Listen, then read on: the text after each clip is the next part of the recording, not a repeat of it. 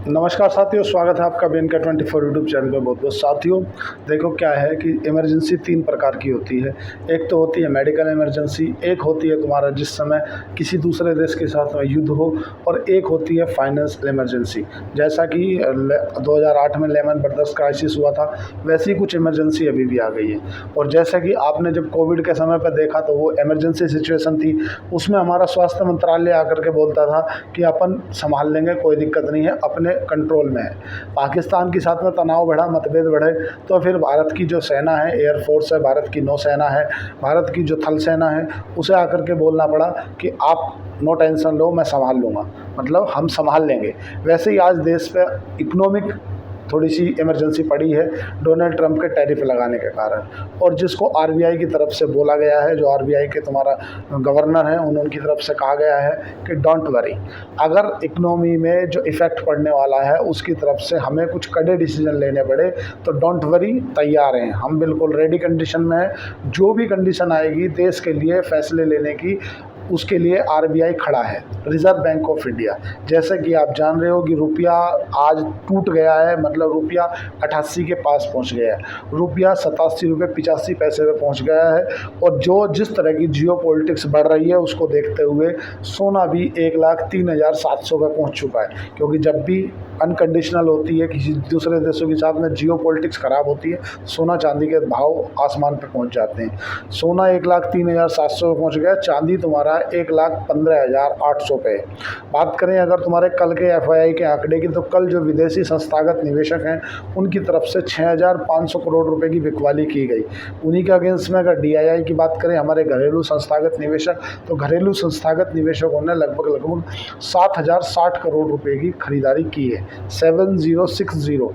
अगर बात करें डॉलर की, बास्केट ऑफ करेंसी में डॉलर इंडेक्स का भाव क्या चल रहा है साथियों, 98.64 का डॉलर इंडेक्स का भी भाव बना हुआ है। क्रूड ऑयल अभी कंट्रोल में है, $67 प्रति बैरल पे अभी क्रूड ऑयल बना हुआ है। और बिटकॉइन की जो करेंसी है वो 1,10,950 यूएसडी, अमेरिका यूएस डॉलर पे अभी बना हुआ है। ये तो चल रही है जो आरबीआई से रिलेटेड सिचुएशन है कि आरबीआई इस पर क्या एक्शन लेने जा रहा है। आरबीआई का कहना ये है, जो संजय मल्होत्रा हैं, जो गवर्नर ने कहा है कि किसी भी तरह से देश पे अगर कोई भी जीडीपी में ऐसी भी सिचुएशन में, उन्होंने बोला है कि देश 6.5% के अनुमान से ग्रोथ से बढ़ता रहेगा। आरबीआई की तरफ से देश को ये आश्वस्त कर दिया गया है कि आप किसी प्रकार की चिंता नहीं करो, अगर किसी भी कंडीशन में और जो देश को नुकसान होगा उस नुकसान को भरपाई करने के लिए बैंकिंग प्रणाली में अगर कोई छूट का परिवर्तन कर दिया गया या कुछ ऐसे रिफॉर्म लाने पड़े तो उसके लिए आरबीआई तैयार है, आप चिंता नहीं करो, आपको हर सिचुएशन से निकाला जाएगा। अब डोनाल्ड ट्रंप ने चाइना के ऊपर 200% का टैरिफ लगाने की घोषणा कर दी है। क्या ये घोषणा भारत के कहे अनुसार लगाई है कि भारत बोलता था तुम चाइना पर लगाते? नहीं, ऐसा कुछ नहीं है, थोड़ा सा उसको डीपली समझो। दक्षिण कोरिया, जो कि अभी जानते हैं, दक्षिण कोरिया के जो लीडर हैं वो अभी व्हाइट हाउस में गए हुए हैं। ओवल हाउस, जो कि व्हाइट हाउस का जो अंदर ऑफिस है जहाँ सभी लोग मिलते हैं, उसे व्हाइट हाउस में ओवल ऑफिस के नाम से जाना जाता था। और कौन है? ली जाई हैं, जो कि तुम्हारा दक्षिण कोरिया के एक लीडर है। अब वो उत्तर कोरिया से शांति के लिए गए हुए हैं मिलने, क्योंकि उन्होंने आज आकर डोनाल्ड ट्रंप को याद दिलाया कि देखो, जब आप पिछले कार्यकाल में आए थे आपने बोला था कि मैं आपकी उत्तर कोरिया से शांति करा दूंगा। उत्तर कोरिया मतलब किम जोंग उन। देखो क्या है, ये जो कोरिया पेनिसुला है ना, ये दूसरे विश्व युद्ध से पहले जो है जापान के कब्जे में हुआ करता था। तो जब दूसरा विश्व युद्ध हुआ उस समय जापान से इसको छुटा के और दोनों को आधा आधा कर दिया गया, उत्तर कोरिया और नॉर्थ कोरिया। जो तुम्हारा दक्षिण कोरिया है वो तो चला गया थोड़ा सा उनके फेवर में, जो तुम्हारी मतलब अमेरिका के फेवर में। और जो तुम्हारा उत्तर कोरिया चला गया है तुम्हारा, जो थोड़ा सा कम्युनिस्ट लोग हैं, और जो उनका जो रूस से भी मेल जोल है, रूस से उनका वातावरण भी मिलता है, रूस की तरफ उनका थोड़ा सा झुकाव ज़्यादा है, तो वो रूस की तरफ चला गया। तो वो उसको विषय को लेकर के मिलने गए हुए थे। तो अब हुआ क्या है कि उनने बोला कि भाई साहब, आपने बोला था मैं शांति करा दूंगा, लेकिन वो तो मारामारी के लिए बोल रहा है। लेकिन उनने क्या बोल दिया डोनाल्ड ट्रंप सफ़ेद झूठ बोलने के लिए जाने जाते हैं। डोनाल्ड ट्रंप ने कहा मेरी जो है रूस से भी बात हो गई है और रूस मेरी चाइना से बात हो गई है, और ये बोल दिया है उन्होंने कि हम अब आपने जैसा कहा है तो हम अपना जो परमाणु बम है ना, उस परमाणु बम को नष्ट कर देंगे, मतलब अब ख़त्म कर देंगे, डिस्ट्रॉय कर देंगे, हम परमाणु बम नहीं रखेंगे। तो इस बात को लेकर के लोगों ने हंसी उड़ाई डोनाल्ड ट्रंप की कि क्या सस्ते नशा करने लगे क्या? जो तुम्हारे कहने से वो रूस के पुतिन है वो युद्ध नहीं रोक रहे, तुम्हारे कहने से वो अपना टैरिफ कम नहीं किया उसने, तुम्हें आखिरकार चाइना के आगे झुकना पड़ा। तो क्या तुम्हें लग रहा है कि वो तुम्हारे कहने से जो परमाणु है उन्हें नष्ट कर देंगे, डीपरमाणुइजेशन की? देखो क्या है, अमेरिका ना परमाणु से बहुत डरता है। उसका ईरान के साथ में घोषणा क्या हुई थी कि ईरान परमाणु बम बना सकता था, इसी बात को लेकर के तो ईरान के ऊपर सैंक्शन ठोके थे अमेरिका ने। तो अमेरिका को जो ज़्यादा चिंता है वो परमाणु बम की है और ज़्यादा कुछ नहीं है। और इसे दिक्कत कुछ नहीं है, जो इन्हें दक्षिण कोरिया को भी गारंटी दे रखी है, जापान को भी गारंटी दे रखी है कि तुम्हारी सुरक्षा की गारंटी मेरी है। और किम जोंग उन जो है ना, वो कभी भी मिसाइल का परीक्षण करके जापान के ऊपर से गिरा के समुद्र में गिरा देता है, कभी इधर गिरा देता है। तो वे इसको मारता है तो ये भागे भागे अमेरिका जाते हैं कि भैया वो देख लो मिसाइल छोड़ रहा है। तो इसीलिए इस बार डोनाल्ड ट्रंप ना कुछ अलग ही रूप में दिख रहे हैं। डोनाल्ड ट्रंप ने बोला था मैं तो ये कर दूंगा वो तो कर दूंगा, लेकिन डोनाल्ड ट्रंप इस बार कुछ भी नहीं बोल रहे। किसके प्रति नहीं बोल रहे? किम जोंग उन के प्रति। क्योंकि किम जोंग उन के प्रति इसलिए नहीं बोल रहे क्योंकि अभी जियो पॉलिटिक्स में सिचुएशन पहले ही कंट्रोल में से बाहर चल रही है। डोनाल्ड ट्रंप की पहले ही कोई नहीं सुन रहा। भारत, चीन और रूस, ये तीनों जो संघाई ऑर्गेनाइजेशन कॉरपोरेशन है उसमें जाने वाले हैं, मिलने वाले हैं। और यहाँ तक कि जो भारत के प्रधानमंत्री का जो वेलकम करेंगे वो शी जिनपिंग रेड कारपेट के साथ करने जा रहे हैं। यही तो खिचखिचाहट है। डोनाल्ड ट्रंप जो कह बोल रहे हैं कि मैं 200% का टैरिफ लगा दूंगा चाइना के ऊपर, मेरे पास ऐसे ऐसे पत्ते हैं, मैं खोल दूंगा। तो वो इसलिए नहीं क्योंकि अभी जियो की पॉलिटिक्स गड़बड़ चल रही है अंतर्राष्ट्रीय लेवल की। तो उनका ये कहना है कि अगर ऐसा हुआ, हमने किम जोंग उनको भड़काया और किम जोंग उन पर हाथ धर दिया रूस ने कि यार तू एक काम कर, बम फोड़ दे, बाकी अपन संभाल लेंगे, तो किम जोंग उनको उधर ले जा देगा। अमेरिका पहले ही परेशान है, काफ़ी भारी परेशान है, टैरिफ के चलते अमेरिका को भी नुकसान है। और अभी जो चाणक्य नीति चल चुके हैं तुम्हारे प्रधानमंत्री नरेंद्र मोदी, प्रधानमंत्री ऐसी जो है जर्मनी का एक अखबार है उसमें कहा गया है कि डोनाल्ड ट्रंप ने 4 बार फ़ोन लगाया प्रधानमंत्री नरेंद्र मोदी को, लेकिन एक बार भी प्रधानमंत्री नरेंद्र मोदी ने उनका फ़ोन अटेंड नहीं किया। क्यों नहीं किया? क्योंकि यार आपने दोस्त दोस्त बोल के अपने तो वाट लगा दी, और तुम दोस्त बोलते रहे और हम पे टैरिफ लगा दिया 50%। ज़्यादातर को ऐसा बिल्कुल भी कहना ठीक नहीं रहेगा कि बिल्कुल कोई इफेक्ट नहीं पड़ेगा, कुछ नहीं होने वाला। होगा, इकोनॉमी में इसका इफेक्ट पड़ेगा, इसमें कोई भी दो मत नहीं है। इकोनॉमी में, अर्थव्यवस्था पर फ़र्क पड़ेगा क्योंकि ज्वेल्स एंड जेमरी जो ज्वेलरी से रिलेटेड, डायमंड से रिलेटेड प्रोडक्ट है, टेक्सटाइल से रिलेटेड है, वो ज़्यादातर सबसे बड़ा बाज़ार अमेरिका का है। और वो बाज़ार अब कहीं ना कहीं बांग्लादेश या पाकिस्तान या ताइवान की तरफ शिफ्ट होगा। तो भारत की जो कंपनियां हैं उन्हें ऑर्डर मिलने कम होंगे, ऑर्डर मिलने कम होंगे तो उन लोगों की नौकरियाँ जाएंगी तो कहीं ना कहीं देश की जो अर्थव्यवस्था है वो धीमी होगी। इसे ऐसा नकारा नहीं जा सकता कि नहीं कुछ फ़र्क नहीं पड़ेगा। फ़र्क पड़ेगा, इसमें कोई दो मत नहीं है। लेकिन अभी आरबीआई की तरफ से आश्वस्त कर दिया गया है, भारत भी अपने जीएसटी रिफॉर्म लाने जा रही है, और प्रधानमंत्री की तरफ से भी स्पष्ट कर दिया गया है कि हम तैयार हैं, हम इकोनॉमी को अपनी तरह से चलाएंगे, अपनी जो डोमेस्टिक डिमांड है ना उसी से चलाने के लिए। अब एक बात और देखने की है, जो जीएसटी रिफॉर्म आने जा रहे हैं ना, ये 1991 से भी बड़े जीएसटी रिफॉर्म होंगे, देख लेना आप। जो 1991 में जो तुम्हारा उस समय तत्कालीन वित्त मंत्री हुआ करते थे तुम्हारा मनमोहन सिंह, उस समय पर हुए थे ना, उससे भी बड़े इन्फॉर्म होंगे। इनका इम्पैक्ट पड़ेगा तुम्हें आने वाले 3-4 सालों में। हो सकता है देश की तीसरी अर्थव्यवस्था बन जाए दुनिया की भारत। कारण है, देखो 2020 में जब कोविड काल आया, कोविड काल में भारत सरकार ने जो कॉर्पोरेट टैक्स है, कॉर्पोरेट टैक्स में कट किया, उसी का इम्पैक्ट देखने के लिए मिल रहा है कि आज भारत दुनिया की चौथी बड़ी अर्थव्यवस्था बन गया है। और डोनाल्ड ट्रंप ने टैरिफ लगा दिया, उसके चलते भारत सरकार को फिर जीएसटी इन्फॉर्म करने पड़ रहे हैं, जिससे जो डोमेस्टिक डिमांड है वो बढ़ेगी। उसके डिमांड बढ़ने से होगा क्या, उससे सीधा सा इफेक्ट पड़ेगा तुम्हारे जो डिमांड की सप्लाई पे, मतलब जो डोमेस्टिक डिमांड है ना वो ज़्यादा होगी, उससे कंपनियों को ऑर्डर मिलेंगे, तो कंपनी के जो नौकरी जाने का खतरा है, कंपनी जो मील है, बड़ी बड़ी फैक्ट्रियाँ बंद होने का खतरा है, वो थोड़ा कम होगा। सरकार का भी हालांकि इस पर जीएसटी पर इम्पैक्ट पड़ेगा, सरकार भी 20,000 करोड़ रुपये के आसपास में सरकार को इससे नुकसान होने वाला है। अब जो संघाई ऑर्गेनाइजेशन कॉरपोरेशन में जाने वाले हैं प्रधानमंत्री नरेंद्र नरेंद्र मोदी, उसमें तीनों लीडर मिलने वाले हैं। डोनाल्ड ट्रंप को इस बात की है खिचखिचाहट, उन्हें इस बात की चिंता है कि यार ये ऐसा कोई कड़ा डिसीजन ना ले ले। पहले ही वो ब्रिक्स को लेकर के चिंतित हैं डोनाल्ड ट्रंप। ब्रिक्स को लेकर क्यों चिंतित है कि यार ब्रिक्स में कभी भी डॉलर को डिमोनेटाइज करने की बातें चलती है, क्या डॉलर को हटाओ, डॉलर के अलावा कोई ऐसी करेंसी लेके आओ जिससे हम सभी देश एक दूसरे से व्यापार कर सकें। तो रूस और चाइना और भारत तीनों बड़ी अर्थव्यवस्थाएं हैं अपने आप में, और ये बात अमेरिका को फूटी आंख नहीं संवारी। अमेरिका ने अभी क्या किया है, रिसेंट में अमेरिका ने कांड कर दिया है। क्या कांड कर दिया है, अमेरिका ने अपने देश की जो इंटेल कंपनी है ना, उसका 10% हिस्सा जो है वो कब्जा लिया। क्यों कब्जा लिया, उनने ये कह दिया कि भाई जिस तरह से चाइना अपने यहाँ की जो कंपनियां हैं ना उनको ओन करता है ना, इसी तरह से अमेरिका की यूएसए सरकार जो है ना वो भी सभी कंपनियों में अपना हिस्सा रखेगी। इसे आप ऐसा मान लो जैसे HDFC बैंक है या कोई भी किसी भी तरह की कोई प्राइवेट कंपनी है, उसमें भारत सरकार एक बोल देने नहीं, इसमें तो आपको 10% हमें हिस्सा देना ही पड़ेगा।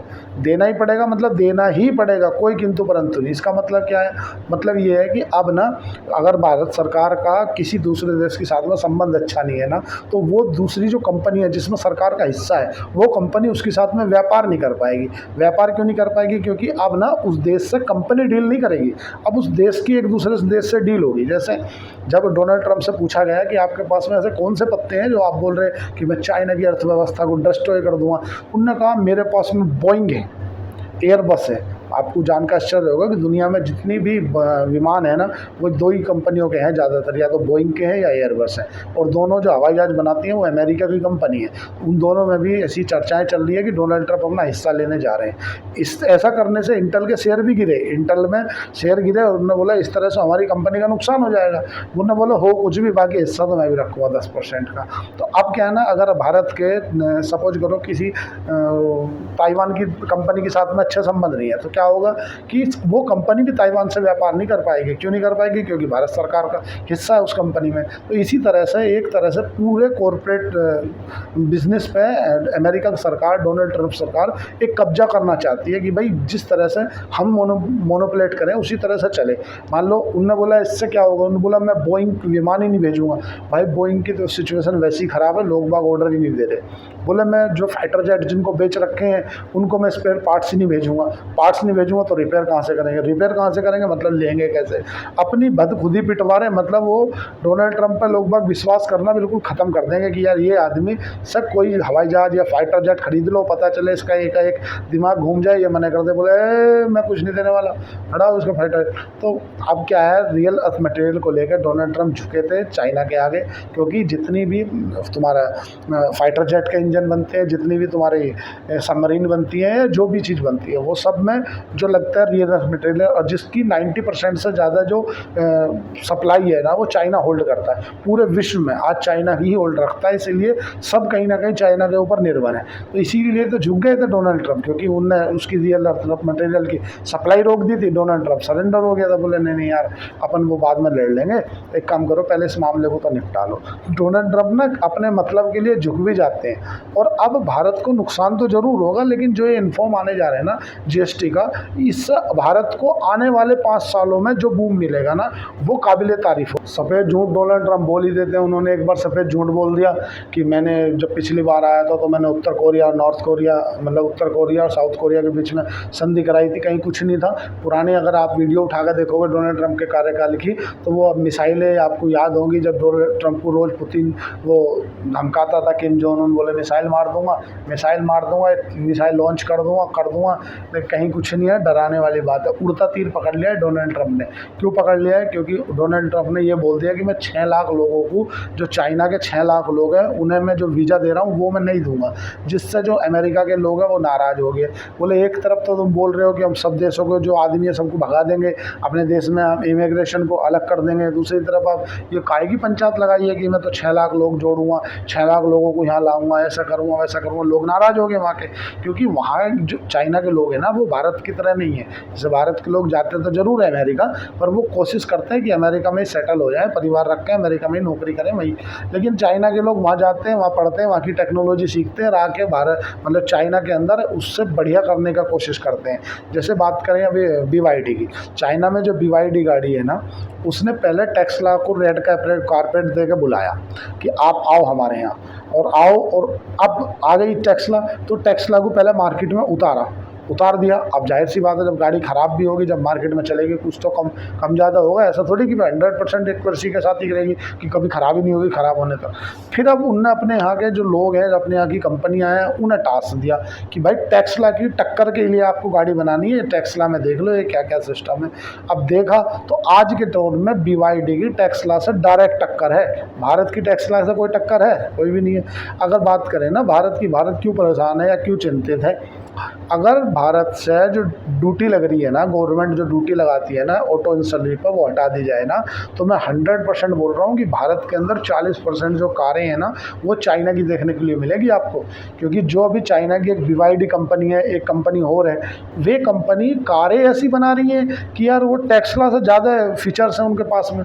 भारत ने क्या टैक्स की जो ड्यूटी लगा रखी है कि अगर आप किसी दूसरे देश से अपनी गाड़ी इंपोर्ट करते हो तो आपको 50%, मतलब कम से कम शायद 40-50% तो आपको टैक्स देना ही देना है। सपोज करो आपको 1 करोड़ की गाड़ी है, तो 1 करोड़ पर आपको 50 लाख रुपए तो टैक्स देना है सरकार को।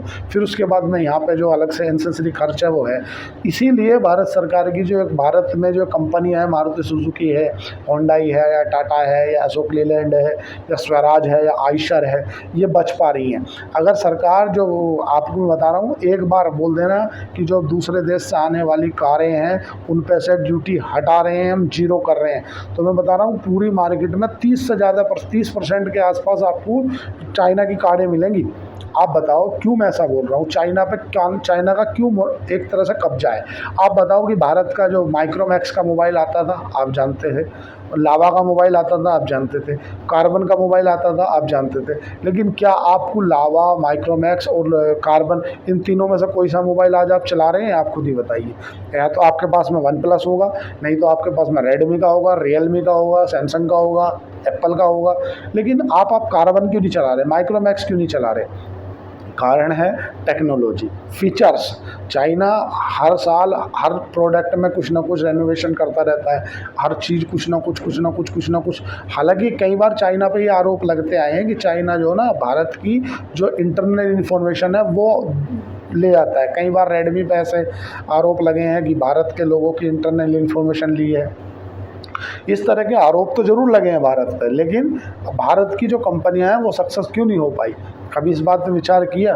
प्रोडक्ट भी अच्छा था उसके बाद में, लेकिन आज मैं बता रहा हूँ मार्केट में अगर तुम्हारा लावा, कार्बन शायद 5% भी नहीं होगा, और अगर पूरी मार्केट में ऑल ओवर जितनी भी बाज़ार हैं उसमें 18 से 20% का मार्केट शेयर तो रेडमी लेके बैठी है, जिसे आप MI के नाम से जानते हो। 7-8% का रियलमी के पास में, फिर ओप्पो का है, फिर वीवो का है, फिर तुम्हारा जो है OnePlus का है, फिर एप्पल का है, फिर कहीं जाकर लावा और कार्बन आते हैं, फिर मेट्रोला का है, माइक्रोमैक्स का तो आज नाम ही निशान निपट गया। तो माइकल बात समझो कि जितनी कुछ होने के बाद में भी वीडियोकॉन आज कहाँ है? ख़त्म हो गई, क्योंकि टेक्नोलॉजी, रेनोवेशन। चाइना आज जो चाइना के पास में 20 लाख की गाड़ी में है ना, वो टेस्ला 70 लाख की गाड़ी में दे रहा है। इसीलिए चाइना अपने आप को एक अलग ही लेवल पे ले आ रहा है। चाइना हमारे साथ आज़ाद हुआ, उसके बाद तीसरी सबसे बड़ी अर्थव्यवस्था बने बैठा है। दूसरी क्यों बन गया? आज हम 2,500 पर कैपिटा पे जी रहे हैं, चाइना जो है 3,000, मतलब लगभग ये मान के चलो 12 लाख प्रति व्यक्ति कमा रहा है वहाँ पे। तो चाइना आज भी हमसे टेक्नोलॉजी में बहुत आगे है, इसमें कोई दो मत नहीं है, ना इसे कभी भी घबराना चाहिए कि नहीं यार ऐसा नहीं है। तो अभी जो जियो पॉलिटिक्स घट रही है ना, उससे डोनाल्ड ट्रंप भारी परेशान है। डोनाल्ड ट्रंप जो खिंचाए हैं वो नरेंद्र मोदी के डिसीजनों के कारण। नरेंद्र मोदी ने उनका फ़ोन नहीं उठाया, बोले हटा मैं फ़ोन ही नहीं उठाता। और अभी शंघाई ऑर्गेनाइजेशन में जाने वाले हैं मीटिंग में, कौन? भारत के मोदी जा रहे हैं, शी जिनपिंग से वहीं मुलाकात होगी, वहीं पुतिन मिलेंगे। तीनों लीडर हैं, तीनों बड़े देशों के लीडर हैं। तो वो डोनाल्ड ट्रंप के खौफ बनाना चाहता है कि यार ये वहाँ जाकर कोई बड़ा डिसीजन ना ले लें, वहाँ ये तीनों लीडर मिलेंगे, कुछ ऐसा ना बोल दें, इसलिए मैं अपने पत्ते फेंक दूँ कि मेरे पास में बहुत ऐसी चीज़ें हैं जो मैं चाहूँ तो चाइना की अर्थव्यवस्था को डिस्ट्रॉय कर सकता हूँ। अब वो तो चाइना भी जानता है कि तो डिस्ट्रॉय कर सकता है कि नहीं कर सकता, पर फिर भी बोला है कि थाली आदमी कुछ किया कर, कपड़े फाड़ के सिया कर। डोनाल्ड ट्रंप वाला तो वो काम है कि अभी तो वो सो रहे होंगे, जब हमारे यहाँ के 8 बजेंगे तब वो सुबह उठेंगे और उठ के देखते हैं वो क्या बोलेंगे, सपने में पता नहीं उनका क्या आ जाए। लेकिन भारत के साथ में उन्होंने जो किया है, एक बार भारत को, हालांकि जो डीपली जाते हैं, जो डीपली समझते हैं, उन लोगों को इस चीज़ का डोनाल्ड ट्रंप को श्रेय देना चाहिए। क्योंकि अगर डोनाल्ड ट्रंप भारत से टैरिफ नहीं लगाते ना, तो भारत सरकार जीएसटी नहीं कट करती। क्योंकि इससे सरकार के जो इकोनॉमिक 20,000 करोड़ से ज़्यादा का एक्स्ट्रा जो लोड पड़ेगा, मतलब 20,000 करोड़ सरकार के घाटे से जाएंगे ना। मतलब मैं आज इनकम टैक्स दे रहा हूँ या सरकार को जीएसटी दे रहा हूँ, अब जीएसटी में कमी हो जाएगी तो 20,000 करोड़ जैसे तो सरकार के ही तो घटे, सरकार के घटे तो नुकसान सरकार को हुआ। तो किसके कारण हुआ? डोनाल्ड ट्रंप के कारण। लेकिन लोगों को जो उनका टैरिफ के कारण समझ लो कैसे भी उन्हें फ़ायदा मिलेगा उस चीज़ को लेकर। लेकिन अभी जियो पॉलिटिक्स में बड़ा सब कुछ ठीक नहीं चल रहा, इसलिए सावधानी से चलें। जो भी कोई डिसीजन ले अपने बिना वित्तीय सलाहकार से पूछे, एक बिना ले, क्योंकि कभी भी कुछ भी हो सकता है। शेयर बाजार में भी कुछ भी हो सकता है। एफआईआई लगातार माल बेच रहे हैं। डीआईआई ने भी कल माल खरीदा, उसके बाद भी बाजार गिरा। डीआईआई ने 7,000 करोड़ का माल खरीदा, 6500 करोड़ का एफआईआई ने बेचा। तो फिर भाई अल्टीमेटली बाजार क्यों गिरा? बाजार गिरा रिटेलरों के कारण। रिटेलरों ने दे दिया जवाब, घबरा गए, हाथ फूल गया, अब क्या होगा, अब क्या होगा।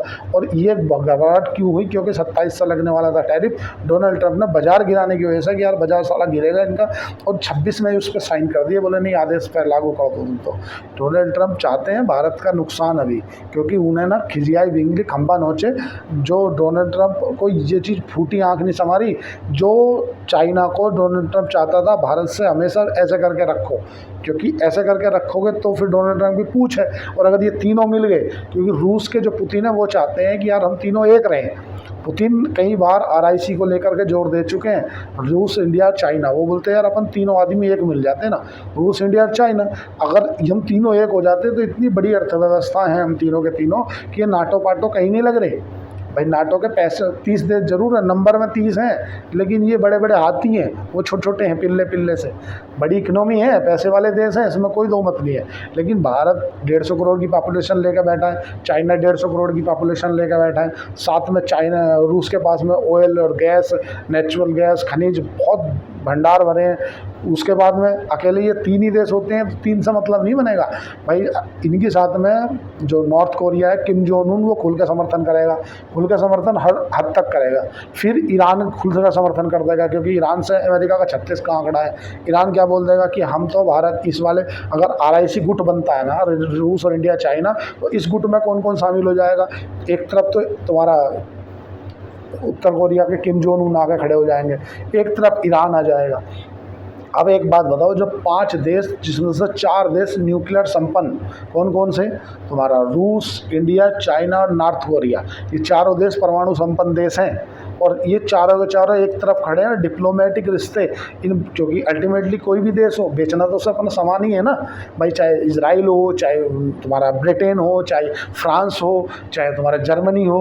भाई अगर फ्रांस से एक चॉइसेस ली जाए कि आप क्या करोगे, अमेरिका के साथ जाना चाहोगे कि आप भारत के साथ जाना चाहोगे, तो फ्रांस भारत के साथ जाएगा। क्यों जाएगा? क्योंकि भाई अल्टीमेटली भारत को से अपने राफेल बेचने ने, राफेल बेचने, अल्टीमेटली और भी प्रोडक्ट हैं जो फ्रांस बेचना चाहता है। भाई पूरे खेलना तो मार्केट का ही है ना।